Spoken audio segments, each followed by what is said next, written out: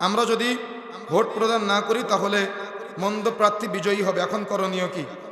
আল্লাহর নবী বলেছেন, যে ব্যক্তি চেয়ে নেয় তোমরা তাকে দিও না। এটা কে বলেছে?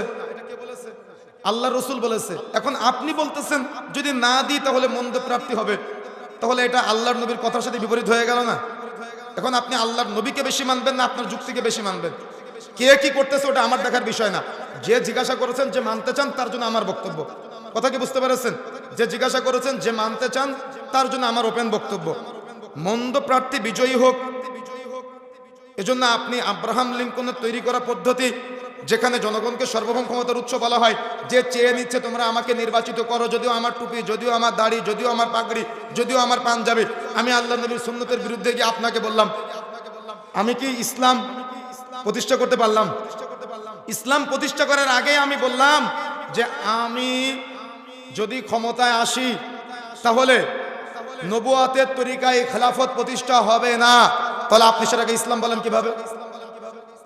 এটা আপনি চোখে চশমা পরে আছেন, আপনাকে ইসলামের চশমা পরানো হয়েছে।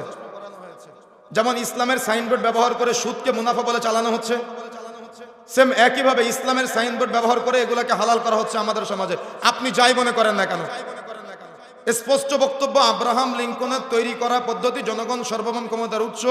যদি কোনো মুসলমান সাপোর্ট করে তাহলে এটা সে কুফরি করবে। কথা কি বুঝতে পেরেছেন? সুতরাং যদি আপনি বলেন বিধান কি, যদি আপনি বলেন মন্দ প্রার্থী বিজয়ী হবে, এটা আপনার নিজের বক্তব্য। কিন্তু যদি আপনি ইসলামকে মানেন, আপনার অপেক্ষা করতে হবে খেলাফার। কেন ডক্টর ইউনূস কি সে বলেছিল যে আমি ক্ষমতায় আসতে চাই? কিভাবে হয়ে গেল না? তো আল্লাহর পক্ষ থেকে যে কোনো সময় পরিবর্তন হয়ে যেতে পারে।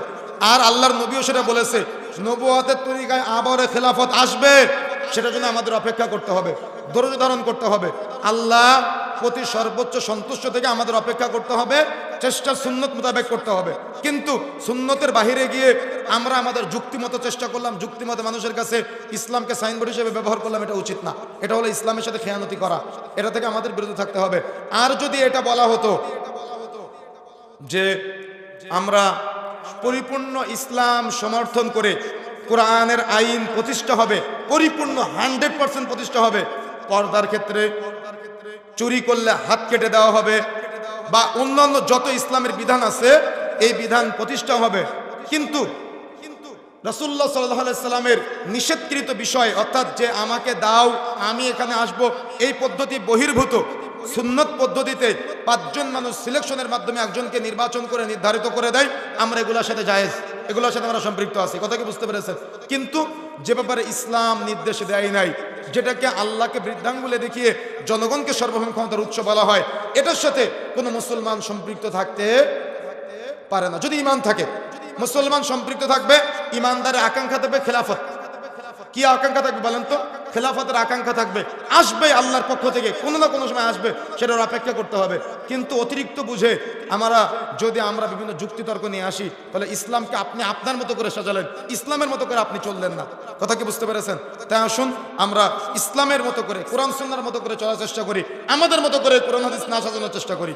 আল্লাহ সুবহানাহু ওয়া তাআলা আমাদের বোঝার তৌফিক দান করুন, কুফরি মতবাদ থেকে আমাদের বিরত থাকার তৌফিক দান করুন, আমাদের ভুল ত্রুটিগুলো ক্ষমা করুন, আমাদের সবাইকে জান্নাতে একসাথে থাকার তৌফিক দান করুন। বলেন আমিন।